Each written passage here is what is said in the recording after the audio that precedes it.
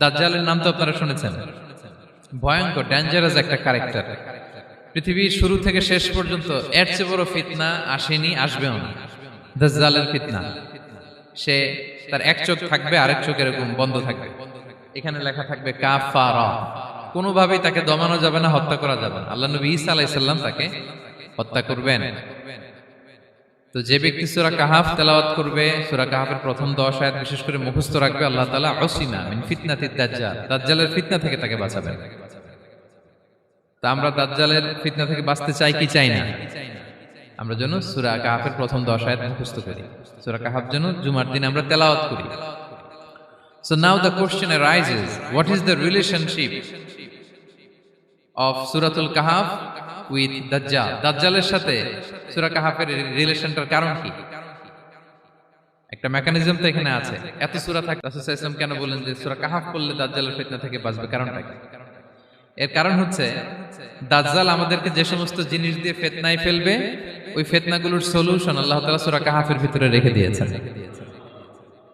দাজ্জাল 4টা জিনিস দিয়ে আমাদেরকে ফিতনায় ফেলবে। দ্যাটস ট্রায়াল অফ ফেথ, এক নাম্বার। ঈমানের পরীক্ষা সে আমাদেরকে ফেলবে, আমাদের বিশ্বাস নিয়ে ছিনিমিনি খেলবে সে। এটার সলিউশন আছে সূরা কাহাফ, আমি বলবো আস্তে আস্তে। 2 নম্বরে দাজ্জাল আমাদেরকে ফিতনায় ফেলবে, দ্য ট্রায়াল অফ ওয়েলথ, সম্পদ দিয়ে সে আমাদেরকে ফিতনায় ফেলবে। 3 number the trial of knowledge, জ্ঞান দিয়ে সে আমাদেরকে ফিতনায় ফেলবে। 4 number the trial of power, ক্ষমতা দিয়ে সে আমাদেরকে ফিতনায় ফেলবে। দাজ্জাল 4টা জিনিস দিয়ে আমাদেরকে পরীক্ষায় ফেলবে। কয়টা? 1 হচ্ছে ঈমানি পরীক্ষা, 2 হচ্ছে সম্পদ দিয়ে পরীক্ষা, 3 হচ্ছে জ্ঞান দিয়ে পরীক্ষা, 4 হচ্ছে ক্ষমতা দিয়ে পরীক্ষা। সে ঈমানের পরীক্ষায় আমাদেরকে ফেলবে। সে এসে বলবে আমি তোমার রব, এবং এটা প্রমাণ করার জন্য যা যা দরকার আল্লাহ তাআলা তাকে সব দিবেন। সে সব করতে পারবে। সে বলবে আমি তোমার রব। যদি বিশ্বাস না হয়, তোমার বাবাকে যদি জীবিত করে বিশ্বাস করবে? অনেকে বলবে হ্যাঁ আমার আব্বাকে জীবিত করে দেখান। তো তার বাবাকে ঠিকই সে জীবিত করে ফেলবে। আসলে শয়তান তার বাবার সূরত নিয়ে সামনে দাঁড়াবে। আরে তাই তো, এটাই তো আমার বাবা, এটাই তো আমার দাদা। মানুষ ফিতনায় পড়ে যাবে, ঈমানের ফিতনায়। সে ভাববে আসলে এটাই বোধহয় আমার রব, এবং তাকে এত ক্ষমতা দেয়া হবে, তার ডান দিকে থাকবে জান্নাত, বাঁ দিকে জাহান্নাম। তার কাছে আল্লাহ এটা দিবে। যে তার কথা শুনবে তাকে সে জান্নাতে ঢুকাবে, কিন্তু জান্নাতে ঢুকে সে জাহান্নামের শাস্তি ভোগ করবে। এটা তার বাইরের মানুষ বুঝবে না, অ্যাপারেন্টলি এটা জান্নাত। আর যে তাকে মানবে না তাকে সে জাহান্নামে ফেলবে, কিন্তু জাহান্নামে ঢুকলেও সে জান্নাতের নাজ নেয়ামত ভোগ করবে। তাহলে এই যে ঈমানের ফিতনায় সে ফেলে দিবে আমাদেরকে। তো ঈমান কি করে বাঁচাবো, এটার সলিউশন আমি শোনাবো আপনাদের। 2 নম্বরে সে আমাদেরকে সম্পদ দিয়ে ফিতনায় ফেলবে। যার যা লাগবে সে তাই দিতে পারবে, যা লাগবে। সে যদি আকাশকে বলে আকাশ বৃষ্টি দাও, যাকে তারা মানবে ওই এলাকায় বৃষ্টি হবে, সুজলা সুফলা শস্য শ্যামলা হবে সে সমস্ত এলাকা, ফল মূলে ভর্তি হবে, বরকত আর বরকত। আর যে এলাকার লোকেরা, জনপদের লোকেরা তাকে মানবে না, সে বলবে ওখানে বৃষ্টি হবে না, হবেও না। ওখানে খরা, দুর্ভিক্ষ, মাটি ফেটে চলছে, মানুষ না খেয়ে মরবে, মহামারী, দুর্ভিক্ষ দেখা দেবে। তখন বিশ্ববাসী মনে করবে এটাই বোধহয় আমাদের রব। তার মানে সম্পদ দিয়ে ফিতনায় ফেলে দিবে। 3 নম্বর হচ্ছে নলেজ, তার জ্ঞানের কাছে গোটা বিশ্ব হার মানবে। পূর্বের পরের যত জ্ঞান আছে সব আল্লাহ তাকে দিবে। ইলমুল আউয়ালিন ওয়াল আখিরিন, এমন কোন প্রশ্ন নেই যেটা দিয়ে তাকে আটকানো যায়। যাই জিজ্ঞেস করবেন সব জানতা, সব বলে দেয়। ভবিষ্যৎবাণী বলে দিবে, বলবে আগামীকাল ওইখানে অমুক দেশে বোমা বিস্ফোরণ হবে, হবে ওইখানে, ওখানে দুর্ভিক্ষ হবে, হবে, ভূমিকম্প হবে, হবে। সে যা বলবে তাই হবে। তার জ্ঞানের এই বহর দেখে মানুষ ফিতনায় পড়ে যাবে। 4 নম্বর হচ্ছে দ্য ট্রায়াল অফ পাওয়ার, ক্ষমতা। তার ক্ষমতার সামনে সবকিছু একেবারে ছিন্ন বিচ্ছিন্ন হয়ে যাবে, এত ক্ষমতা হবে তার। সে যেমনটি বলবে তেমনটি করতে হবে। বাতাসের চেয়ে দ্রুত বেগে সে এক দেশ থেকে আরেক দেশে চলে যাবে। তো তার এই সমস্ত অলৌকিক ক্ষমতা দেখে মানুষ ফিতনায় পড়ে যাবে। এবং এই ফিতনা, এই পরীক্ষার মুহূর্তগুলোতে মানুষ কিভাবে নিজেকে ধরে রাখবে তার সলিউশন আল্লাহ তাআলা সূরা কাহফে দিয়েছেন। এই 4টা ফিতনা থেকে বাঁচার জন্য আল্লাহ সূরা কাহফে 4টা ঘটনা উল্লেখ করেছেন। কয়টা? 1 নাম্বার হচ্ছে আসহাবে কাহফ, যুবকদের ঘটনা, 7 জন যুবকদের ঘটনা। ঈমান কি করে বাঁচাবেন, সলিউশন ওখানে। সম্পদ দের ফিতনা থেকে কিভাবে নিজেকে বাঁচাবেন, এজন্য একজন বাগানওয়ালার ঘটনা আল্লাহ সেখানে বলছেন। জ্ঞানের ফিতনা থেকে কি করে বাঁচবেন, এজন্য আল্লাহ তাআলা মুসা আলাইহিস সালাম এবং খিজির আলাইহিস সালামের ঘটনা সেখানে উল্লেখ করেছেন। আর ক্ষমতার ফিতনা থেকে কি করে বাঁচবেন এটা বোঝানোর জন্য আল্লাহ তাআলা যুলকারনাইনের ঘটনা উল্লেখ করেছেন। চারটা ফিতনা থেকে বাঁচার জন্য কয়টা ঘটনা? চারটা ঘটনা। আমরা তাহলে একটা একটা করে ঘটনা শুনি, আমরা একটু উদ্ধার করার চেষ্টা করি যে কি কি সলিউশন আল্লাহ তাআলা আমাদের বাতলে দিলেন। এক নম্বর হচ্ছে আসহাবে কাহাফের ঘটনা। এটা 250 খ্রিস্টাব্দের সময়কালে রোমান সাম্রাজ্যের একজন বাদশা ছিল, নাম দাকিয়ানুস। প্রতাপশালী বাদশা, পৌত্তলিক, মূর্তির পূজা করে। ঈসা আলাইহিস সালাম বিদায় নিয়েছেন 250 বছর হলো। তো সব নবীর ধর্মই কিন্তু ইসলাম, যদিও আমরা নাসারা বলি, ইহুদি বলি, সব নবীদের ধর্মই কি ইসলাম। তো তিনি ছিলেন পৌত্তলিক, মূর্তির পূজা করত। আর তার এলাকায় কেউ যদি ঈসা আলাইহিস সালামের নাম নিত, আখিরাতে বিশ্বাস করত, আল্লাহ বিশ্বাস করত, তাদেরকে তারা পাথর মেরে হত্যা করত। এজন্য ভয়ে কেউ ঈসাই ধর্মে ঈমান আনত না, মানে ইসলামে ঈমান আনত না। এই রাজার ভয়ে সবাই মূর্তির পূজা করত। কিন্তু 7 জন যুবক ছিল, তারা স্রোতে গা ভাসিয়ে দেয়নি, স্রোতের বিপরীতে তারা ঈমান নিয়ে দাঁড়িয়েছে। তারা ঈসা আলাইহিস সালামের রেখে যাওয়া সত্য ধর্মের উপর ঈমান এনেছিল, আখিরাতে তারা বিশ্বাস করত। তো এই 7 জন যুবকের কথা ছড়াতে ছড়াতে রাজা দাকিয়ানুসের কাছে চলে যায়। উনি তো রেগে মেগে আগুন ডেকে পাঠালো 7 জনকে। তো তাদেরকে জিজ্ঞেস করলো, তোমরা কাকে মানো? বলতেছে এক আল্লাহকে মানি। সাহসী, খুবই সাহসী। বলতেছে তুমি কি জানো তোমরা কার সামনে কথা বলতেছো? আমি তো তোমাদেরকে মৃত্যুদণ্ড দিতে পারি। তারা বলে দেন, কিন্তু আমরা সব বিসর্জন দিলেও ঈমান বিসর্জন দিতে পারবো না। সুবহানাল্লাহ। তিনি বললেন, তোমরা যুবক মানুষ, রক্ত গরম, আবেগে কথা বলতেছো, 3 দিন সময় দিলাম, যাও। ঈসার নাম ভুলে যাও, আখিরাত ভুলে যাও, আল্লাহর নাম ভুলে যাও। 3 দিন পরে তোমাদেরকে আবার ইন্টারভিউ নেব। ওই দিন যদি একই কথা বলো, পাথর মেরে 7 জনকে দুনিয়া থেকে উড়িয়ে দেব। তারা চলে গেল। এবার 7 বন্ধু মিলে পরামর্শ করতে লাগলো, কি করতে পারি আমরা, এই গুণে ধরা সমাজকে আমরা কিভাবে বাঁচাবো, এই পৌত্তলিকতার ছোবল থেকে এই ইফসিস নগরীকে বাঁচাবো কি করে। নগরীটার নাম ছিল ইফসিস নগরী। বর্তমানে এটা তুরস্কের ইজমির শহরে অবস্থিত। এখনো জায়গাটা প্রত্নতাত্ত্বিকদের ওই ইয়েতে এটা সংরক্ষিত, এখনো টুরিস্টরা যায়। তো তারা বলল, আমরা ঈমান বিসর্জন দিব না, যদি আমরা ওদের কথা মেনে নেই আমরা তো মুশরিক হয়ে গেলাম। চলো আমরা এক কাজ করি, আমরা এলাকা ছেড়ে দিই। এই 7 যুবক আল্লাহর উপর ভরসা করে তারা বাড়ি ঘর আত্মীয় স্বজন সব ছেড়ে দিয়ে, লোকালয় ছেড়ে দূরে একটা পাহাড়ের ভেতরে আশ্রয় নিল।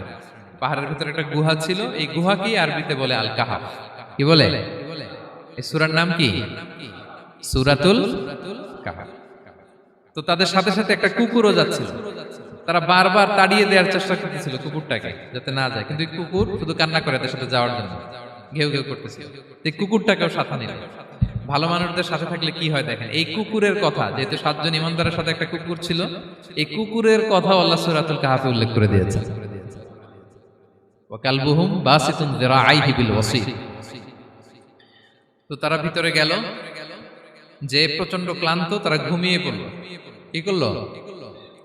এই এক ঘুমে আল্লাহ 309 বছর কাটায় দিলেন। কয়শো 9 বছর?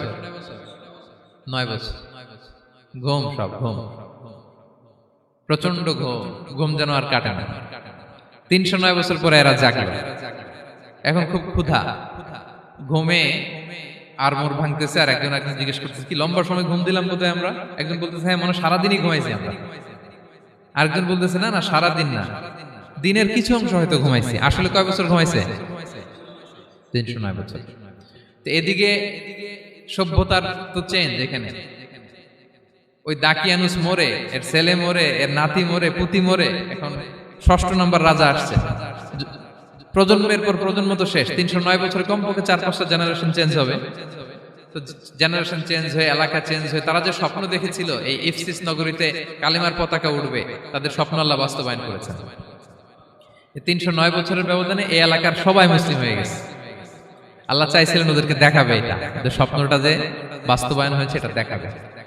তো ঘুম থেকে উঠছে, একজনকে তারা বললো যে লুকায় লুকায় চাদর মুড়ি দিয়ে কিছু রুটি নিয়ে আসো বাজার থেকে, যাতে তোমাকে না চিনে। চাদর মুড়ি দিয়ে যাও। কিছু পয়সা ছিল, মুদ্রা দিয়ে দিস। তো তো সে যে যখন দোকানদারের কাছ থেকে রুটি নিছে আর মুদ্রা দিছে, দোকানদার বলে এই মুদ্রা কোত্থেকে আসলো? 309 বছর আগে মালয়েশিয়াতে রিঙ্গিট ছিল কিনা জানি না, যেভাবে ওরা ট্রানজাকশন করতে পারে যেটা ছিল ওইটা যদি এখন কেউ দেয়, রাধুনী বিলাসে খাবার পাওয়া যাবে? হ্যাঁ। তো রুটিওয়ালা বলে তুমি বর্তমান সময়ের মুদ্রা দাও, এটা দিচ্ছ কেন? বলতেছে এটা তো বর্তমান সময়ের মুদ্রা। বলতেছে এই যে মুদ্রার মধ্যে দেখো কোন সালের সিল দেওয়া, এটা তো শত শত বছর আগে। বলতেছে কি বলে শত বছর আগে? আমি তো আজকে সকালেই বাজার করলাম, ওই বাজার করে যে টাকাগুলো ছিল ওইটাই তো পকেটে। বলতেছে বলে কি? নিশ্চয়ই তুমি গুপ্তধনের সন্ধান পেয়েছো, হিডেন ট্রেজার। বলো, মানে তার সাথে এদের কথাবার্তা কিছু মিলতেছে না। পরে তাকে ধরে ওই সময়কার রাজার কাছে নিয়ে গেছে। ওই রাজা আবার মুসলিম, সবাই মুসলিম তো হয়। সে যা বলে এরাও কেউ বিশ্বাস করে না, এরাও যা বলে এও বিশ্বাস করে না। আর এলাকা এর বাড়ি ঘর আসবে কোত্থেকে? এর নাতি পুতি যা আছে 5-6 পুরুষ তো মরে সবাই কবরে। তখন তার কথা শুনে সবাই অবাক। তো এটা মিলানোর জন্য তারা 309 বছর আগের দাকিয়ানুস বাদশার সরকারি যে নথিপত্র, ওই পুরাতন ছিঁড়া নথিপত্র তারা বের করলো। বের করে দেখে ঠিকই দাকিয়ানুস নামে এক বাদশা ছিল, আর অনেক শত শত বছর আগে মোস্ট ওয়ান্টেড 7 জন যুবক ছিল যাদের ব্যাপারে এক্সিকিউশনের অর্ডার ছিল। এখন দেখে তারা অবাক। লম্বা ঘটনা আমি খুব শর্ট করে বলতেছি। পরে সবাই মিলে তাকে সহ ওই গুহায় গেল। গুহায় যাওয়ার পরে সে বাকিদেরকে ডাকতে গুহার ভিতরে ঢুকলো। আল্লাহ তাআলা 7 জনকে ওইখানে মৃত্যু দিয়ে দিলেন। চিরকালের জন্য এই 7 জন ঘুমায় পড়ল। আর এলাকাবাসী রাজা সহ ওইখানে তারা একটা মসজিদ নির্মাণ করলো। This is the story of আসহাবে কাহাফ। তো এলাকাবাসী যদিও মুসলিম হয়েছিল, কিন্তু আখিরাতের ব্যাপারে তাদের একটা সন্দেহ ছিল যে আসলে মানুষ মরার পরে কি আবার জীবিত হবে? মৃত্যুবরণ করার পরে আবার মানুষ জীবিত হবে? তাদের মনের মধ্যে একটা সন্দেহ ছিল যে আসলে মারা গেলে মানুষ আবার উঠতে পারে। তো তাদের এই সন্দেহ দূর করার জন্য আল্লাহ তাআলা এই 7 জনকে 309 বছর ঘুম পাড়িয়ে আবার জীবিত করলেন। সুবহানাল্লাহ বিহামদিহি। তাহলে ঈমান কিভাবে বাঁচাতে হয় এটার প্রেরণা আমরা এই 7 যুবকের কাছ থেকে পাই। এখানে যেটা আমরা শিখি প্রিয় ভাইরা, 1 নম্বর লেসন হচ্ছে আমাদের গুড কোম্পানি লাগবে, রাইটাস পিপল, মানে আমাদের সার্কেলটা ভালো হইতে হবে। তাদের 7 জনের সার্কেলটা খুব ভালো ছিল, ফলে তারা বিপথে যায় নাই এবং তারা এমন শক্ত সিদ্ধান্ত নিয়েছে যে আল্লাহ তাআলা সেটাতে বরকত দিয়েছেন, গোটা সমাজকে আল্লাহ তাআলা চেঞ্জ করে দিয়েছেন। এটা হচ্ছে 1 নম্বর লেসন। আপনি ঈমান বাঁচাতে হলে আপনার সার্কেল ভালো লাগবে। খুঁজবেন যে এলাকায় যাবেন ওখানে নামাজি সার্কেল কারা আছে, ওখানে জ্ঞানী গুণী সার্কেল কারা আছে, ওখানে ভালো কাজ করতে চায়, একে অপরকে সহযোগিতা করে, কল্যাণের পথের যাত্রী কারা আছে খুঁজতে হবে আপনাকে। খুঁজে ওই সার্কেলে আপনি যুক্ত হবে, তাইলে ঈমান বাঁচানো যাবে। ক্লিয়ার? 2 নাম্বার হচ্ছে the conflict between believers and disbelievers it's universal. সত্য মিথ্যার লড়াই এটা চিরন্তন, আজীবন থাকবে। এটা ওনাদেরও ছিল, এখনো আমাদের লড়াই করে যেতে হচ্ছে, আমাদের ভবিষ্যৎ প্রজন্মও করবে। এই লড়াইটা আমরা করে যেতে চাই। কি বলেন? হ্যাঁ, থামা যাবে না? আমরা থামতে আসিনি, আমরা এই লড়াইটা করে যাব। আমরা সত্যের কথা বলেই যাব ইনশাআল্লাহ। বলেন। 3 নাম্বার হচ্ছে যে লেসনটা আমরা পাই, অনেকগুলো লেসন, আমি খুব প্রেসাইজলি বলতেছি। যুবকরা চাইলে একটা সমাজকে পাল্টে দিতে পারে। এই পৃথিবীতে যত বড় বড় বিপ্লব হয়েছে এগুলো যুবকরা এনেছে। তারা হচ্ছে সভ্যতা গড়ার কারিগর। আসহাবে কাহাফ আমাদের এই সময়ের নওজওয়ানদের জন্য প্রেরণা। তারা আমাদের জন্য প্রেরণার বাতিঘর। তারা যেমনি ঈমানকে রক্ষা করেছে, আমাদের যুবকরা চাইলেও তাদের ঈমানি চেতনাতে স্পিরিট দিয়ে সমাজটাকে পাল্টে দিতে পারে। কি বলেন? এখানে বেশিরভাগই তো যুবক। হ্যাঁ, গুড সার্কেলে থাকবেন তো আপনারা? সত্যের পক্ষে সবাই থাকবেন তো? আল্লাহ তাআলা কবুল করুন। আচ্ছা, এবার 2 নাম্বার ছিল সম্পদের ফিতনা, কিভাবে বাঁচবেন। আসহাবে কাহাফের পরে সূরা কাহাফে আল্লাহ তাআলা একজন বাগানওয়ালার ঘটনা বলেছে। 2 জন বন্ধু, একজন একটু গরিব, সে বিশ্বাসী, আরেকজন ধনী, সে অবিশ্বাসী। তাকে আল্লাহ তাআলা বিশাল বড় খেজুরের বাগান আর আঙ্গুরের বাগান দিয়েছেন, বিশাল বড়, অনেক বড় বিজনেস ম্যাগনেট। তো এই সম্পদের অহংকার সে করত। সে প্রায় তার গরিব বন্ধুকে বলতো যে তোর চেয়ে আমার সম্পদও বেশি, সন্তানও বেশি, জনবল বেশি, লোকবল বেশি, অর্থবল বেশি, সব বেশি। অহংকারে তার পা মাটিতে পড়তো না। আর সে আখিরাতে অবিশ্বাস করত এবং সে বলতো যে এই সম্পদ আমারে বাঁচাবে, চিরকাল আমাকে স্মরণীয় করে রাখবে, এই সম্পদ কোনোদিন যাবে না। অনেক বড় বড় ধনীরা আছে, তারা এরকম মনে করে যে আমি এত বড় সিআইপি, হ্যাঁ, আমি এত বড় বিজনেস ম্যাগনেট, এই দিন বোধহয় আর চেঞ্জ হতে পারে না, আমার আজীবনই বোধহয় এত পাওয়ার থাকবে, এত সম্পদ থাকবে। এটা ভুল ধারণা। এটা কি ভুল ধারণা? এই যে তুরস্কে দুর্ভিক্ষ হইল না, আপনারা দেখছেন না যে অনেক সম্পদের মালিক বাড়ি ঘর ভেঙে রাস্তার ফকির। এখন ওই যে রিফিউজিদের জন্য যে খাবার আসছে, ওখানে লাইনে দাঁড়াইছে, কারণ এখন লাইনে না দাঁড়ালে খাবারও তো মিলবে না। 1000 কোটি টাকার মালিক ছিল, ভেঙে চুরে সব শেষ। এখন রিলিফের নেওয়ার জন্য দুস্থদের কাতারে ওখানে দাঁড়াইছে, কারণ দাঁড়াইলেই কিছু খাবার পাওয়া যাবে, খিচুড়ি পাওয়া যাবে, তা না হলে তো খাবারটাও মিলবে না। এই যে বঙ্গবাজারে আগুন লাগলো আমাদের বাংলাদেশে, 20টা 25টাও দোকান ছিল অনেকের যাদের অন্যান্য বিজনেস আছে তারা হয়তো সার্ভাইভ করতে পারতেছে, কিন্তু এমন অনেক ব্যবসায়ী ছিল সব শেষ, জ্বলে পুড়ে তার টাকা পয়সা পুঁজি স্বপ্ন সব শেষ। তো ধনীকে গরিব বানাতে আল্লাহর 1 সেকেন্ডও লাগে না। ওই বিশাল প্রাসাদ থেকে টেনে ভাঙ্গা থালা হাতে দিয়ে রাস্তায় নামাইতে আল্লাহর কয় সেকেন্ড লাগে বলেন তো? 1 সেকেন্ডও লাগে না। সো এই লেসনটা কিন্তু আমাদের নিতে হবে। এবং ওই ব্যক্তির নসিবে তাই ঘটেছিল, সে যখন অহংকার করতেছিল আল্লাহ তাআলা আকাশ থেকে হুসবান একটা আগুন পাঠালেন। ওই আগুন এসে তার আঙ্গুরের বাগান, তার খেজুরের বাগান, বিশাল মাইলকে মাইল এই বাগান জ্বালিয়ে পুরো মুহূর্তের মধ্যে সারখার করে, এবং মুহূর্তের মধ্যে সে পথের ভিখারি, ফকির।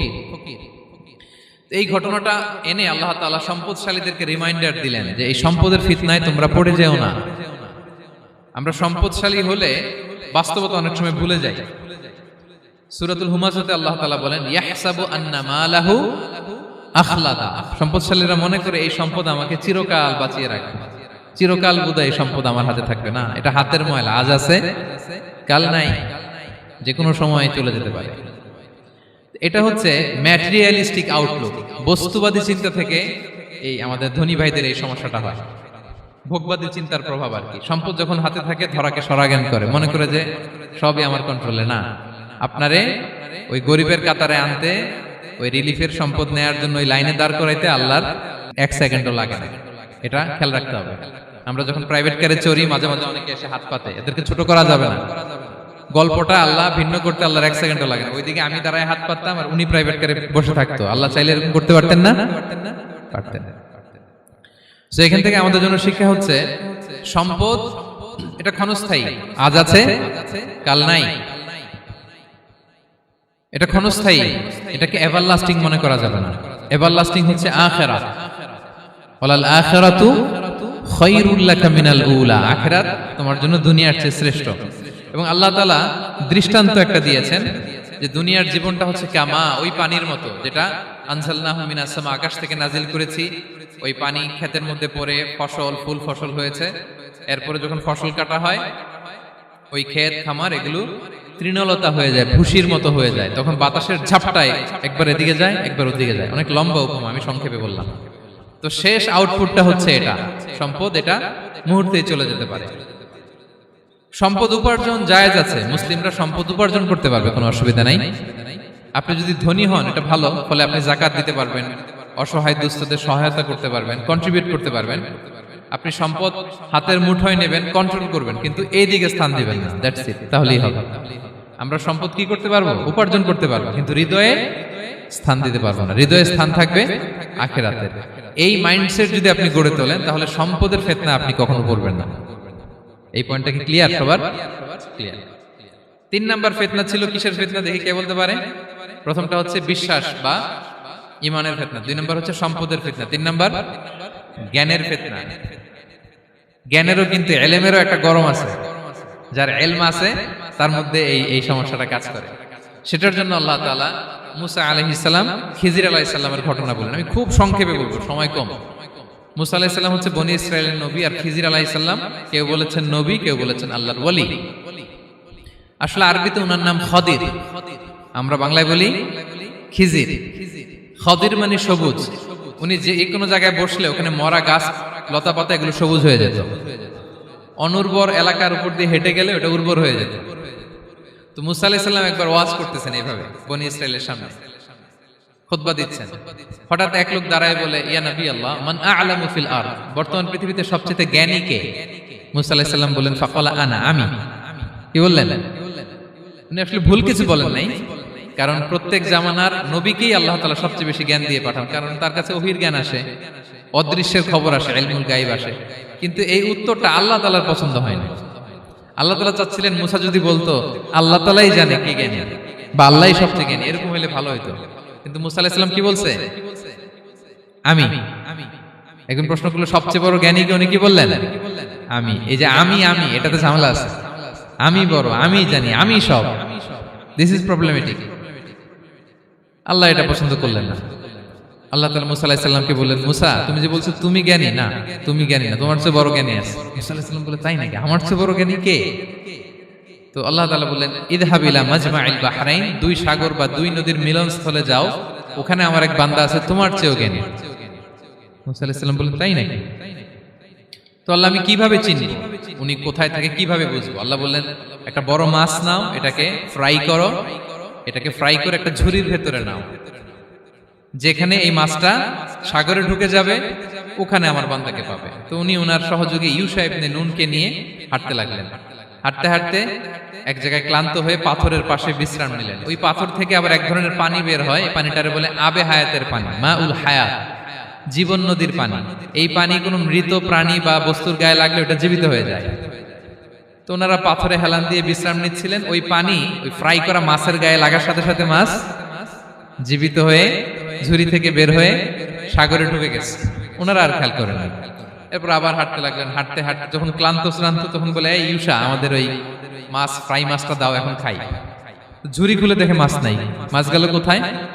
তখন ইউশা বলল, হয়তো আমরা যে পাথরের ওখানে বিশ্রাম নিয়েছিলাম ওখানে আমরা মিসিং, ওখানে হারাই ফেলছি। চলো চলো, আরে ওইদিকে তো যাইতে হবে আমাদের। উনি গেলেন, যে দেখে মাছ যে জীবিত হয়ে বালুর এদিকে নাড়াচাড়া করতে করতে সাগরে ঢুকে গেছে, ওখানে দাগ আছে। মুসা আলাইহিস সালাম ঢুকলেন সুরঙ্গ, ঢুকে দেখে চাদর গায়ে দিয়ে এক লোক শুয়ে আছে। সালাম দিলেন, আসসালামু আলাইকুম। ওই লোক চাদর আর সরায় না, ভিতর থেকে বলতেছে, ওয়ালাইকুম আসসালাম। তো চাদরের ভিতর থেকে উনি বলে, মান আন, তুমি কে? মুসা আলাইহিস সালাম বললেন, আনা মুসা, আমি মুসা। উনি বলেন, মুসা বনি ইসরাইল, বনি ইসরাইলের মুসা? বললেন, হ্যাঁ। কেন এসেছো? এবার চাদর খুললেন। বলতেছে, আপনার কাছ থেকে কিছু শিখতে আসছি। আল্লাহ বলছে, আপনি নাকি সবচেয়ে বড় জ্ঞানী। আমি ভুল করে বলে ফেলছিলাম আমি, আল্লাহ বলছেন যে আপনি নাকি জ্ঞানী। বলতেছে, না, তুমি আমার জ্ঞান নিতে পারবে না, ওই ধৈর্য শক্তি তোমার নাই। মুসা আলাইহিস সালাম বললেন যে, আপনি যে কোনো শর্তে আমাকে একটু রাখেন কয়েকদিন আপনার সাথে, আমি রাজি। বললেন, না, তুমি পারবে না। মুসা আলাইহিস সালাম জোর করতে লাগলেন। অবশেষে খিদির আলাইহিস সালাম রাজি হলেন। বললেন, শর্ত হচ্ছে আমি যাই করি আর না করি আমাকে কোনো প্রশ্ন করা যাবে না। মুসা আলাইহিস সালাম বললেন, ওকে। সফর শুরু হলো। সামনে নদী, এক লোক তাদের নৌকা দিয়ে নদী পার করাই দিল। নদী পারাপারের পর খিজির আলাইহিস সালাম লাঠি দিয়ে নৌকার তলাটা ছিদ্র করে দিলেন। মুসা আলাইহিস সালাম বললেন, ইন্না লিল্লাহি, এটা আপনি কি করলেন? ওরা আমাদেরকে নদী পার করে দিল, আর যে ভাড়াটা আসছিল এটাও নিল না, আমাদেরকে সম্মান দেখালো, আপনি নৌকা ছিদ্র করে দিলেন। খিজির আলাইহিস সালাম বলছে, এই যে আমি বলছিলাম না তুমি ধৈর্য ধারণ করতে পারবে না, যাও, তোমার রাস্তায় তুমি, আমার রাস্তায় আমি। মুসা আলাইহিস সালাম আবার ক্ষমা চাচ্ছেন যে, আপনি আমার ক্ষমা করেন, আমি তো ভুলে গেছি, আর প্রশ্ন করবেন না। চলতে লাগলেন। হঠাৎ বাচ্চারা খেলতেছে, এক বাচ্চাকে ধরে হত্যা করলেন খিজির আলাইহিস সালাম। এবার তো মুসা আলাইহিস সালাম রেগে গেছে, আপনি করলেনটা কি? একটা নিষ্পাপ ফুলের মতো শিশুকে হত্যা করলেন। খিজির আলাইহিস সালাম বলে, এই যে আমি জানতাম যে তুমি ধৈর্য ধারণ করতে পারবে না, তোমার রাস্তা এক, আমার রাস্তা এক, যাও। এবার মুসা আলাইহিস সালাম করজোর করতেছে যে, this is the last chance, একটা ফাইনাল চান্স দেন, একটা সুযোগ দেন, আর আমি প্রশ্ন করব না, এটাই লাস্ট। বলেন, ওকে, ঠিক আছে। হাঁটতে হাঁটতে এক ইহুদি বসতির সামনে যে হাজির, দুজনই খুব ক্ষুধার্ত, খাবার চাইলো, এরা আবার কৃপণ, খাবার দিল না। তো খিজির আলাইহিস সালাম বললেন, ঠিক আছে, খাবার যেতে দিচ্ছেন, আমরা চলে যাই। যাওয়ার পথে দেখতেছে এই এলাকার একটা দেয়াল ভেঙে পড়ে যাবে। তিনি বললেন, মুসা চলো এটা ঠিক করে দেই। দুইজন মিলে প্রচন্ড ক্ষুধায় এটা সেটা এনে দেয়ালটা তৈরি করতেছে। মুসা আলাইহিস সালাম তো এমনিই রাগী, পেটে আবার ক্ষুধা, আবার বলছে কিছু বলাও যাবে না। তিনি এবার আর প্রশ্ন করেন, বলতেছে, ওরা এত কিপটামি করলো আর আপনি এটা করে দিলেন, আপনি তো চাইলে এটা টাকা নিতে পারতেন, পারিশ্রমিক নিতে পারতেন চাইলে। এই কথা বলার পর খিজির আলাইহিস সালাম বললেন, হাদা ফিরাকু বাইনি ওয়া বাইনি, এখানেই তোমার আর আমার সেপারেশন, আর সামনে আগানো যাবে না, তোমার কোনো ধৈর্যই নাই। তো এতটুকু তোমাকে আমি বলি যে আমি একটাও আল্লাহর আদেশ ছাড়া করি নাই, আল্লাহর আদেশে আমি করেছি। কি? এক নম্বর হচ্ছে ওই যে আমাদের ভাড়া নিতে চাইলো না, আমাদেরকে পার করে দিল, নৌকাটা ছিদ্র করেছি কারণ এই এলাকায় একজন জালিম বাদশা আছে, সে নৌকা পেলেই গরিব মাঝিদের নৌকা সিজ করে নিয়ে যায়। তো এটাকে যখন তলায় ছিদ্র করে দিছি, এই রাজার লোকেরা এসে দেখবে যে এটা তলা ছিদ্র, তো পানি ঢুকতেছে, এটা আর নিবে না। ওরা পরে সামহাও এটা রিপেয়ার করে চালাইতে পারবে। মুসা আলাইহিস সালাম বলে সুবহানাল্লাহ, তাই তো, এটা তো আমি বুঝতে পারি নাই। আর ওই ছোট শিশুটাকে হত্যা করছি, ও অনেক বড় জালিম হবে এলাকা, তার ফিতনায় এলাকাবাসী তটস্থ থাকবে, সে তার মা বাবাকেও জাহান্নামে নেবে। এজন্য আল্লাহ তাআলা আদেশ দিয়েছেন আমাকে, আল্লাহর আদেশে আমি তাকে হত্যা করেছি। মুসা আলাইহিস সালাম বললেন তাই তো, এটা তো অনেক ভালো কাজ করছেন। তাইলে তো বলতেছে তাহলে ওইটা বলেন, খাবারও দিল না, এত কৃপণ, এদের দেয়াল কেন ঠিক করতে গেলেন আপনি? তখন তিনি বললেন যে আসলে এটা একটা ইয়াতিমদের ঘর ছিল, দুইটা ইয়াতিম শিশু, তাদের বাবা মা খুব ভালো ছিল, আর এই দেয়ালের নিচে আছে গুপ্তধন, এই দেয়ালটা পড়ে যাবে, এই গুপ্তধন তারা ছোট মানুষ নিতে পারবে না, এলাকাবাসী তাদেরকে বঞ্চিত করে নিয়ে যাবে। আমি দেয়াল গড়ে দিলাম যাতে করে তারা যখন প্রাপ্তবয়স্ক হয় নিজেদের সম্পদ নিজেরা বুঝে নিতে পারে। সুবহানাল্লাহ বিহামদিহি। মুসা আলাইহিস সালাম বলে তাই তো, এগুলো তো আমি বুঝতে পারি নাই। তো এই ছিল খুব সংক্ষিপ্ত পরিসরে মুসা আলাইহিস সালাম খিজির আলাইহিস সালামের ঘটনা। তো রাসূল সাল্লাল্লাহু আলাইহি ওয়াসাল্লাম বুখারীতে একটা চমৎকার কথা বলেছেন, তিনি বলেছিলেন ওয়াদিদনা আন্না মুসা সাবার হাত্তা ইউকাসসা আলাইনা মিন আমরিহিমা। রাসূল সাল্লাল্লাহু আলাইহি ওয়াসাল্লাম বলেছিলেন ইস, আমার ভাই মুসা যদি আরেকটু ধৈর্য ধরতো তাহলে আরো কিছু অজানা তথ্য আমরা জানতে পারতাম। এখান থেকে, এই ঘটনা থেকে আমরা কি শিখলাম? প্রথম যেটা আমরা শিখলাম, জ্ঞান নিয়ে বড়াই করতে নেই, ঠিক কিনা?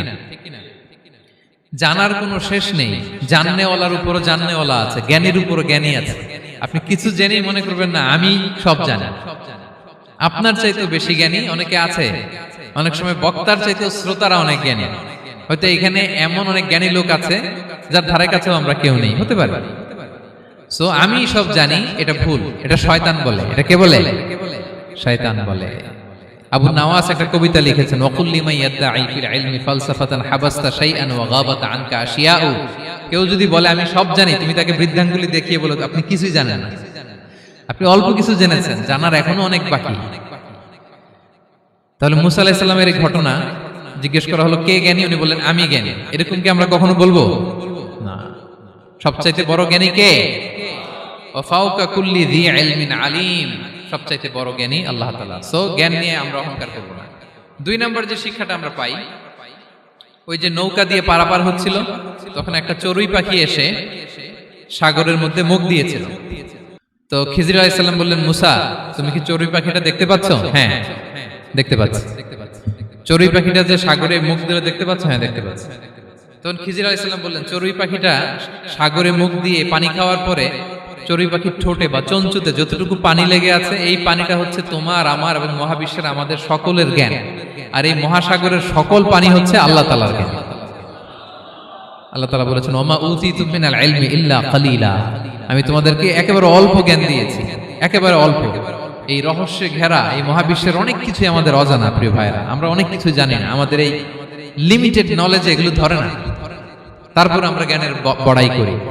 আপনারা উপমাটা বুঝতে পারছেন? একটা নৌকা থেকে চড়ুই পাখি ঠোঁট দিয়ে পানি খাচ্ছে, পানি খাওয়ার পরে স্বভাবতই চড়ুই পাখির ঠোঁটে একটু পানি তো লাগবে।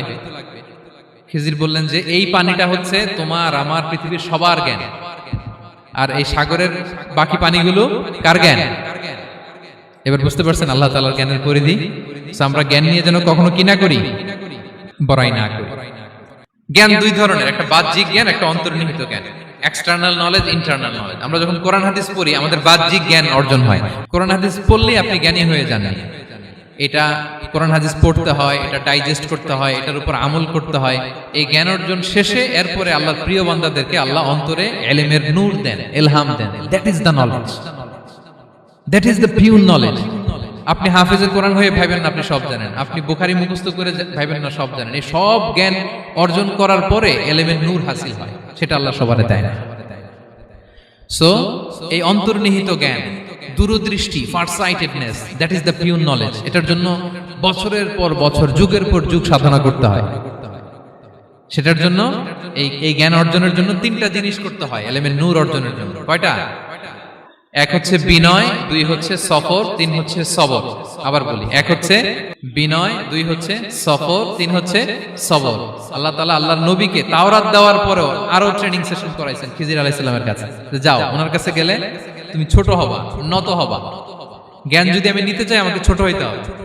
ধরেন একটা গ্লাস থেকে একটা খালি গ্লাসে পানি ঢালবো, তো যেটাতে নেওয়া হবে এটা উপরে থাকলে হবে?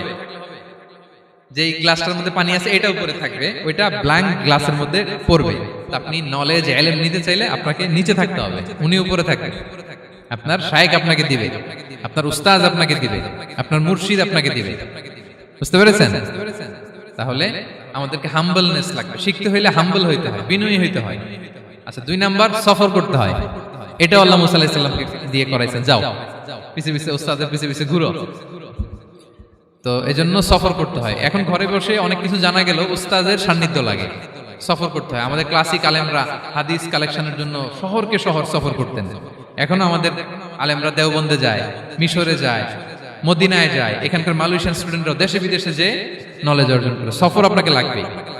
তাহলে বিনয়, সফর, 3 নম্বরে কি সবর, ধৈর্যশীল হইতে হবে। দেখেন মুসা আলাইহিস সালাম বারবার প্রশ্ন করে ফেলতেছেন, বারবার ওয়াদা ভঙ্গ করতেছেন, এরকম করলে হবে না, ধৈর্য লাগবে। ধৈর্যের বলে বলিয়ান হলে তখনই আপনার মধ্যে ইলম আসবে। তাহলে জ্ঞানের ফিতনায় পড়ার আর আমাদের কোনো সম্ভাবনা আছে? আমরা বিনয়ী হব, আমরা জ্ঞান আল্লাহর দিকে ফিরাই দেব, আমরা বলবো উনি সবচেয়ে ভালো জানেন। পারা যাবে তো ইনশাআল্লাহ? আচ্ছা, আমি একেবারে শেষ পর্যায়ে চলে আসছি, 2-1 মিনিটের মধ্যে শেষ করে দিচ্ছি। 3 নাম্বার ছিল কিসের ফিতনা? 4 নাম্বার ক্ষমতার ফিতনা। এই ফিতনা থেকে বাঁচার জন্য সর্বশেষ আল্লাহ তাআলা যুলকারনাইনের ঘটনা বলেছেন। অনেক বড় বাদশা ছিলেন, পৃথিবীতে 4 জন বাদশা গোটা বিশ্ব শাসন করেছেন, 2 জন কাফির, 2 জন মুমিন। কাফির একজন হচ্ছে নমরুদ, যিনি ইব্রাহিম আলাইহিস সালামকে আগুনে ফেলেছিলেন। আরেকজন হচ্ছে বখতে নাসার, যাকে ইংরেজিতে বলে নেবুচারনেজার দ্য সেকেন্ড, দ্বিতীয় নেবুচারনেজার। তারা কোনো নির্দিষ্ট এরিয়ার বাউন্ডারির বাদশা না, গোটা বিশ্বের বাদশা ছিলেন। এই 2 জন কাফির। আর 2 জন বাদশা ছিলেন গোটা বিশ্বকে শাসন করেছেন, তারা ছিলেন মুমিন। একজন হচ্ছে সুলাইমান আলাইহিস সালাম, আল্লাহর নবী। আরেকজন হচ্ছে যুলকারনাইন, গোটা বিশ্ব শাসন করেছেন, প্রাচ্য থেকে পাশ্চাত্য সব জায়গায় তিনি গিয়েছেন, ইসলামের বাণী প্রচার করেছেন, জালিমদেরকে শায়েস্তা করেছেন। তো এরকম দিক বিদিক তিনি জয় করতেছিলেন। অনেকে যুলকারনাইনকে আলেকজান্ডার দ্য গ্রেটের সাথে গুলিয়ে ফেলে না। ম্যাসিডোনিয়াতে যে আলেকজান্ডার দ্য গ্রেট ছিল, উনি আর যুলকারনাইন এক নন। যুলকারনাইন হচ্ছে আল্লাহ তাআলার প্রিয় একজন বান্দা, অনেক বড় সাহসী বীর পুরুষ ছিলেন, গোটা বিশ্বে ইসলাম প্রচার করেছেন। করতে করতে করতে করতে অনেক বড় ঘটনা, আমি সব শেষের ঘটনাটা বলি। উনি জর্জিয়া, বর্তমান যে জর্জিয়ার তিবলিসি এরিয়া, এখানে এসে একটা এলাকার সন্ধান পেলেন, যারা ওনাকে এসে বলল যে এখানে একটা জঙ্গলি গ্রুপ আছে যাদের নাম ইয়াজুজ মাজুজ, তারা এসে আমাদের উপর হামলা করে। হে যুলকারনাইন, আমরা আপনাকে ট্যাক্স কালেক্ট করে দিচ্ছি, আপনি তাদের মাঝে আর আমাদের মাঝে একটা প্রাচীর তৈরি করে দেন। আপনারা ইয়াজুজ মাজুজের নাম শুনেছেন না? ইংরেজিতে বলে গগ ম্যাগগ। নূহ আলাইহিস সালামের 4 সন্তান ছিল, হাম, সাম, ইয়াফাস, কানাআন। এই ইয়াফাসের বংশধর হচ্ছে ইয়াজুজ মাজুজ, জঙ্গলি, হাজার হাজার শুধু বংশ বিস্তার করে। তারা এসে লোকালয়ে মানুষের উপর আক্রমণ করে, তাদের গবাদি পশু এগুলো ছিনিয়ে নেয়, ফলমূল খেয়ে ফেলে। তো যুলকারনাইন বাদশার কাছে যখন বিচার দেওয়া হলো, উনি বললেন ঠিক আছে, তোমাদের ট্যাক্স দেয়া লাগবে না, তোমরা শারীরিক পরিশ্রম করে আমাকে সাহায্য করো। তো উনি বর্তমানে হচ্ছে এক পাশে কৃষ্ণ সাগর, ব্ল্যাক সি, আরেক দিকে কাস্পিয়ান হ্রদ বা কাস্পিয়ান সাগর, এর মাঝখানে 1200 কিলোমিটার লম্বা মাউন্টেন রেঞ্জ, পাহাড়ি এরিয়া, আপনারা গুগলে দেখবেন। এইখানে 2 পাহাড়ের মাঝখানে ফাঁকা জায়গায় তিনি বড় বড় লোহার পাত প্রথিত করলেন, গেড়ে দিলেন। এরপরে তামা, সীসা গালিয়ে বিশাল একটা ওয়াল তৈরি করলেন। এটা যুলকারনাইন উনার বানানো ওয়াল বা ড্যাম, প্রাচীর। এখন আর ইয়াজুজ মাজুজ আসতে পারে না, ওরা আর আসতে পারে না। ওরা প্রতিদিন এটা ভাঙার চেষ্টা করে, কিন্তু ভাঙতে ভাঙতে আরেকটু ভাঙলেই ভেঙে যাবে। ওরা বলে আগামীকাল ভেঙে ফেলবো, ইনশাল্লাহ বলতে ভুলে যায়। এজন্য এরপরের দিন এসে দেখে আবার এটা আগের মতো হয়ে আসছে। কিয়ামতের আগ দিয়ে ওদের মধ্যে এই ইনশাআল্লাহর প্রেরণা আসবে। তাদের একজন বলে উঠবে আগামীকাল ইনশাআল্লাহ আমরা এটা ভেঙে খান খান করে দেব, ঠিকই ভেঙে ফেলবে। তখন তারা ভেঙে চুরে কুটি কুটি ইয়াজুজ মাজুজের দল এসে হামলে পড়বে। সামনে পড়বে তাবারিয়া সাগর, একদল এসে তাবারিয়া সাগর এমন ভাবে খাবে, এই দল যাওয়ার পরে আরেক দল এসে এখানে যে সাগরে যে পানি ছিল এটা কল্পনাই করতে পারবে না। তারা পৃথিবীতে ফিতনা ফাসাদ করবে। ঈসা আলাইহিস সালাম তখন আসবেন, দোয়া করবে আল্লাহ তাআলার কাছে মুমিনরা, একটা মহামারী দিবে আল্লাহ তাআলা, ইয়াজুজ মাজুজের মধ্যে ওরা মরে যাবে সব। এরপর বিশাল এক পাখি এসে তাদেরকে আল্লাহর মর্জি মাফিক এমন এক জায়গায় ফেলে আসবে, কেউ জানবে না। তো তারা যে পচে গলে মাটির সাথে মিশেছিল, এই গলিত লাশ থেকে মাটি খুব উর্বর হয়ে যাবে। এরপর আল্লাহ তাআলা পৃথিবীর মধ্যে বারাকা দিবেন, কিছু রোপণ করলে তাড়াতাড়ি ফুলে ফেপে বড় বড় ফলমূল হচ্ছে। তো এটা কিয়ামতের আলামতের অন্য কোনো আলোচনায় হয়তো আমরা বলবো। তো জুলকারনাইন তিনি বিশাল এখানে প্রাচীর তৈরি করে দিয়েছিলেন, এবং প্রাচীর তৈরি করে দিয়ে তাদেরকে বলেছিলেন যে যতদিন আল্লাহ তাআলা চাইবেন এটা থাকবে, এবং যেদিন আল্লাহ তাআলার আদেশ আসবে এটা ভেঙে খান খান হয়ে যাবে। তার মানে দেখেন, এত পাওয়ারফুল, এত শক্তিশালী, এত ক্ষমতাধর হওয়ার পরেও তিনি তার ক্ষমতাকে কার দিকে ফিরিয়ে দিয়েছেন? যে আল্লাহ যতদিন চাইবে এই প্রাচীর টিকে থাকবে, যেদিন আল্লাহ তাআলার আদেশ আসবে এই প্রাচীর ভেঙে খান খান হয়ে যাবে। সো আমরা ক্ষমতার দেখা পেলে, চেয়ার একটা পেলে আমরা যেন জালিম হয়ে না উঠি, এটা হচ্ছে এখান থেকে শিক্ষা। আমরা যেন জুলুম না করি। উনি সম্পদের মালিক ছিলেন, ক্ষমতার মালিক ছিলেন, কিন্তু উনি যে আল্লাহর বান্দা এটা ভুলে যান নাই। আমরা যখন ক্ষমতাশীল হই, আমরা যখন প্রধানমন্ত্রী হই, আমরা যখন প্রেসিডেন্ট হই, আমরা যখন পাওয়ারফুল হই, আমাদের সবচেয়ে বড় পরিচয় যে আমরা আব্দুল্লাহ, আল্লাহর গোলাম, এটা আমরা ভুলে যাই। আমাদের আসল পরিচয় কি? আমরা আল্লাহর গোলাম। আমরা যে আল্লাহর গোলাম, এই চিন্তাটা, এই সেন্সটা যদি আমাদের মাথায় থাকে, তাহলে ক্ষমতা আমাদেরকে দাম্ভিক বানাতে পারে না, আর ওই ক্ষমতা আমাদেরকে ফিতনায়ও ফেলবে না। তাহলে সম্মানিত সুধী, দাজ্জাল কয়টা জিনিস দিয়ে আমাদেরকে ফিতনায় ফেলবে?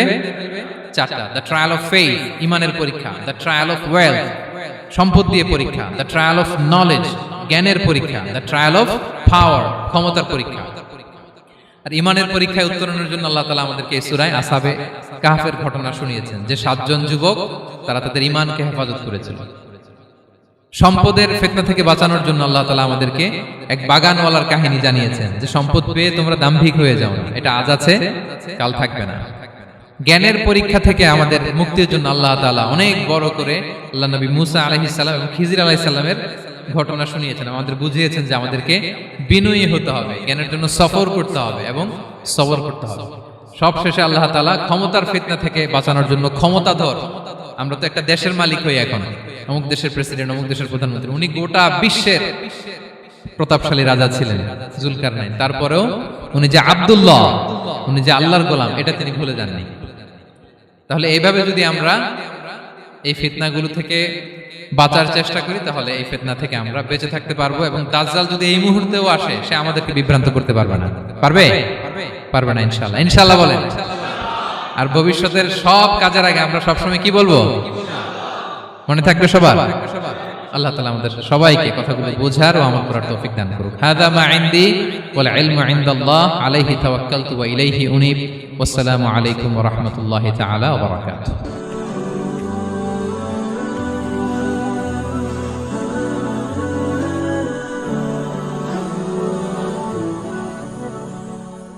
আল্লাহু আল্লাহু তুমি জানলে জালালুহু, শেষ করা তো যাই না গে তোমার গুণগান।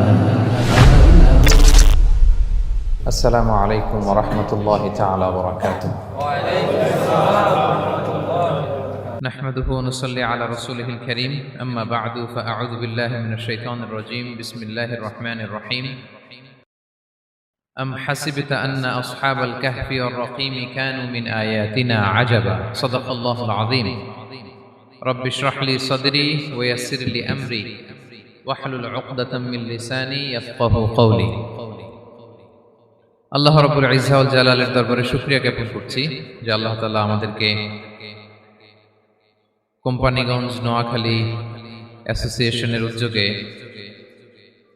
বরকতের মাস রমাদানুল মুবারাকে ইফতারির পূর্ব মুহূর্তে কিছু দিনী কথা শুনবার জন্য একত্রিত হওয়ার সুযোগ করে দিয়েছেন। আমরা সবাই পড়ে নিচ্ছি কালিমাতুশ শুকর, আলহামদুলিল্লাহ।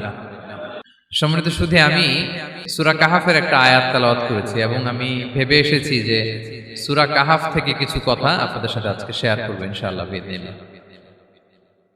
সূরা কাহাফের যে লেসন গুলো আছে, দ্য কি লেসনস ফ্রম সূরা আল কাহাফ বা দ্য প্রাইম লেসনস ফ্রম সূরা আল কাহাফ, এটা আপনাদের সাথে আমি শেয়ার করব ইনশাআল্লাহ বিইذنিল্লাহ। সূরা কাহাফ এটি মাক্কি সূরা, মক্কায় নাজিল হয়েছে। এটা কোরআনের একেবারে মিডলে অবস্থিত, 15 পারায়, কোরআনের 18 নম্বর সূরা। আপনারা অনেকে দেখে থাকবেন যে সূরা কাহাফের মধ্যে একটা শব্দ আছে ওয়ালিয়াতালাত্তাফ। যারা কোরআন পড়েছেন দেখে থাকবেন, না দেখলে আজকে বাসায় যে দেখবেন একটা শব্দ আছে ওয়ালিয়াতালাত্তাফ। দেখবেন কোরআনের মধ্যে এই শব্দটা বোল্ড করা, মোটা কালি দিয়ে লেখা, bold. This is the middle of the holy Quran. এটা কোরআনের একেবারে মাঝখানে এই শব্দটা। এর আগে যত আয়াত তার পরে ঠিক তত আয়াত।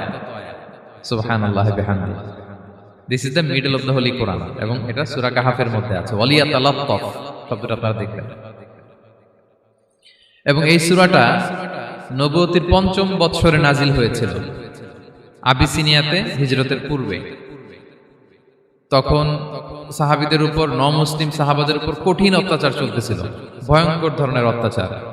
তো এই সূরাটা নাজিল করে আল্লাহ তাআলা ওনাদেরকে সান্ত্বনা দিলেন এবং বুঝাতে চাইলেন এই অত্যাচার, এই জুলুমের শিকার শুধু তোমরাই হচ্ছ না, এর আগেও হয়েছে অনেকে। ৭ জন যুবক ছিল রোমান সাম্রাজ্যে, তারা তাদের ঈমান বাঁচানোর জন্য এরকম কষ্টের শিকার হয়েছিল, এবং তারা যে স্বপ্ন দেখেছিল সেই স্বপ্ন আল্লাহ তাআলা বাস্তবায়ন করেছেন। তো এই ঘটনাগুলো শুনিয়ে বেসিক্যালি মক্কার যে নও-মুসলিম সাহাবারা তাদেরকে আল্লাহ তাআলা সান্ত্বনা দিচ্ছিলেন যে ফ্রাস্ট্রেটেড হওয়ার কিছু নেই। ওয়ালা তাহিনু ওয়ালা তাহজানু ওয়া আনতুমুল আ'লাউনা ইন কুনতুম মুমিনিন। হতাশ হবে না, চিন্তিত হবে না, বিজয় তোমাদেরই হবে যদি তোমরা মুমিন হও, যদি তোমরা বিশ্বাসী হও, তোমাদের ঈমানের দাবিতে যদি তোমরা সত্যবাদী হও। এই সূরাটা নাজিলের একটা প্রেক্ষাপট আছে।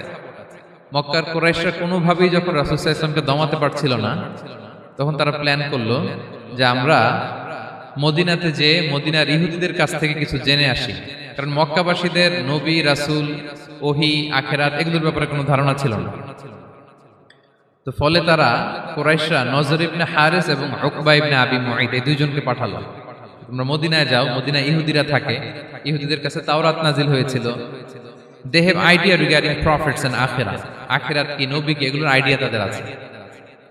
তো তাদের দুইজনকে পাঠালো যে তোমরা যে তাদের জিজ্ঞেস করো যে আমাদের জ্ঞাতি ভাইদের মধ্যে থেকে একজন তো নবী দাবি করে, সে কি আসলে নবী কিনা, আমরা কিভাবে বুঝবো?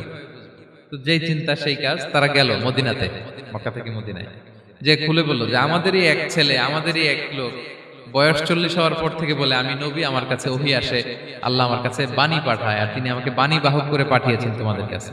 এটা আসলে সত্য কিনা, আমরা একটু কনফিউশনে আছি। তো ইহুদিরা বলল তোমরা যে তাকে 3টি প্রশ্ন করবে, যদি উত্তর দিতে পারে বুঝবে সত্য নবী। 1 নম্বরে জিজ্ঞেস করবে যে মুহাম্মদ বলো তো আসহাবে কাহাফ কারা, আসহাবে কাহাফ সম্পর্কে তোমরা কি জানো? যে সূরাটার নাম সূরাতুল কাহাফ। কাহাফ মানে হচ্ছে কেই, গুহা, মানে গুহাবাসী। 7 জন যুবক এই গুহার ভিতরে আশ্রয় নিয়েছিল ঈমান বাঁচানোর জন্য। মুহাম্মদ তুমি যদি সত্য নবী হও বলো এই ঘটনাটা কি। 2 নম্বরে তাকে জিজ্ঞেস করবে জুলকারনাইন বাদশা সম্পর্কে কি জানে, সে কিছু জানে কিনা। 3 নম্বর তাকে জিজ্ঞেস করবে মা হুয়া রূহ, রূহ কি, যে রূহটা দেহে ঢুকলে মানুষ নড়ে চড়ে, প্রাণবন্ত একটা অ্যানিমেশন থাকে, এটা বের হয়ে গেলে সে ডেড বডি, লাশ হয়ে পড়ে থাকে। What is the origin of রূহ, স্পিরিট। এই 3টা প্রশ্নের উত্তর যদি জানে তাহলে আসলেই সে সত্য নবী। তারা এসে জিজ্ঞেস করলো মুহাম্মদ বলো আসহাবে কাহাফ কারা, বলো জুলকারনাইন কে, বলো রূহ কি। এই 3টা প্রশ্নের উত্তর যদি করতে পারো তাহলে বুঝবে তুমি সত্য নবী। রাসূল সাল্লাল্লাহু আলাইহি ওয়াসাল্লাম বললেন ঠিক আছে যাও, আগামীকাল উত্তর বলে দেব। তিনি ইনশাআল্লাহ বলতে ভুলে গেলেন। রাসূল সাল্লাল্লাহু আলাইহি ওয়াসাল্লামের ধারণা ছিল প্রতিদিনই তো জিবরাইল কোরআনের আয়াত নিয়ে আসে, তো তারই ধারাবাহিকতায় আগামীকাল আসবে, আমি জিজ্ঞেস করে নিব এই 3টা প্রশ্নের উত্তর। তারপরের দিন সবাই এসে হাজির, কিন্তু জিবরাইল আলাইহিস সালাম আসেনি। রাসূল সাল্লাল্লাহু আলাইহি ওয়াসাল্লাম একটু বিব্রতকর পরিস্থিতিতে বললেন। তারা বলল তুমি তো আজকে অ্যাপয়েন্টমেন্ট দিয়েছো, ডেট দিয়েছো, বলো উত্তর বলো। রাসূল সাল্লাল্লাহু আলাইহি ওয়াসাল্লাম বলল আজকে না, আগামীকাল বলে দিলাম। রাসূল সাল্লাল্লাহু আলাইহি ওয়াসাল্লাম ইনশাআল্লাহ কথাটা আর মনে করতে পারতেছেন না। এরপরের দিনও তারা এসে হাজির, কিন্তু রাসূল সাল্লাল্লাহু আলাইহি ওয়াসাল্লাম উত্তর দিতে পারতেছেন না। তারপরের দিন এভাবে পিছাচ্ছেন, রাসূল সাল্লাল্লাহু আলাইহি ওয়াসাল্লাম ডেট দিচ্ছেন, এভাবে 1 দিন 2 দিন 3 দিন না, 15 দিন। কয় দিন? এদিকে তো এই প্রশ্নের উত্তর জানার জন্য এখন 1-2 আসে না, দলে বলে কাফিররা আসে। কারণ রাসূল সাল্লাল্লাহু আলাইহি ওয়াসাল্লামকে এখানে অপমান করা যাচ্ছে, ছোট করা যাচ্ছে, হেয় করা যাচ্ছে। তারা এসে হাসাহাসি করে, আবু বকর, ওমর রাদিয়াল্লাহু আনহুকে বলে দেখো তোমরা না বলছো সত্য নবী, উনি সত্য নবী হলে তো প্রথম দিন উত্তর দিয়ে দিতে পারতো, পারে না কেন? এটা থেকে বোঝা যাচ্ছে তিনি আসলে মিথ্যাবাদী। 15 দিন রাসূল সাল্লাল্লাহু আলাইহি ওয়াসাল্লামের জন্য এত বিব্রতকর পরিস্থিতি আর ছিল না। 15 দিন পর আল্লাহ তাআলা আয়াত নাযিল করলেন ওয়ালা তাকুলান্না বিশাইইন ইন্নী ফাইলুন যালিকা গাদা ইল্লা আন ইয়াশা আল্লাহ। অর্থাৎ হে নবী, ভবিষ্যতের কোনো কাজে যখন ওয়াদা দিবেন, কমিটমেন্ট করবেন, আপনি আইয়াশা আল্লাহ মানে ইনশাআল্লাহ বলা ছাড়া কখনো দিবেন না। রাসূল সাল্লাল্লাহু আলাইহি ইসলামকে শিক্ষা দেওয়ার মধ্য দিয়ে বেসিক্যালি আল্লাহ তাআলা গোটা মুসলিম উম্মাহকে শিক্ষা দিলেন, আমাদেরকে শিক্ষা দিলেন, যাতে আমরা ভবিষ্যতের কাজে আগে ইনশাআল্লাহ বলি। তো রাসূল সাল্লাল্লাহু আলাইহি ইসলামের লেসনটা পেলেন, এরপর আল্লাহ তাআলা উত্তর জানিয়ে দিলেন, আম হাসিবিতা আন্না আসহাবাল কাহফি ওয়ার রাকিম কানু মিন আয়াতিনা আজাবা। টানা 2 পৃষ্ঠা উত্তর দিলেন আসহাবুল কাহফ কারা। তাওরাত, জাবুর, ইনজিলে কোথাও এত বিস্তারিত উত্তর নাই আসহাবে কাহফের ব্যাপারে। আল্লাহ তাআলা আল কাহাফ, সূরাতুল কাহাফ নামে গুহাবাসীদের নামে একটা সূরা দিলেন, বিস্তারিত 2 পৃষ্ঠায় বর্ণনা করলেন তারা কারা। কুরাইশরা তো তাআজ্জুব বনে গেল, ঘটনা কি, মুহাম্মদের উত্তর কিভাবে জানলো? সে তো কারো কাছে পড়ে নাই, লেখে নাই, এই দেশের বাইরেও কোথাও যায় নাই। দ্বিতীয় প্রশ্ন ছিল যুলকারনাইনকে আল্লাহ আয়াত নাযিল করলেন, ওয়াসআলুনাকা আন যিলকারনাইন কুল সাআতলু আলাইকুম মিনহু যিকরা। টানা আল্লাহ তাআলা প্রায় 1.5 পৃষ্ঠা, 1 পৃষ্ঠারও বেশি যুলকারনাইনের ঘটনা শোনালেন। আর রূহের কথা শোনালেন সূরা আল ইসরাতে, ওয়াসআলুনাকা আনির রূহ কুলির রূহু মিন আমরি রাব্বি ওয়া মা উতীতুম মিনাল ইলমি ইল্লা কালিলা। রূহ এটা আল্লাহর স্পেশাল একটা অর্ডার, আল্লাহর আদেশে এটা ঢুকে আল্লাহর আদেশে বের হয়, এটা কেউ ছুঁতে পারে না, ধরতে পারে না, দেখতে পারে না, এটা আল্লাহর পক্ষ থেকে একটা মিরাকেল। 3টা প্রশ্নের উত্তর যখন আল্লাহ তাআলা দিয়ে দিলেন, রাসূল সাল্লাল্লাহু আলাইহি ওয়াসাল্লাম তাদেরকে সাবলীল ভাষায় শুনিয়ে দিলেন, তারা অবাক হয়ে গেল। এইটা হচ্ছে সূরাতুল কাহাফ নাজিল হওয়ার প্রেক্ষাপট। এরকম একটা সিচুয়েশনে নবুয়তির 5ম বছরে আল্লাহ তাআলা এই সূরাটা নাজিল করেছেন।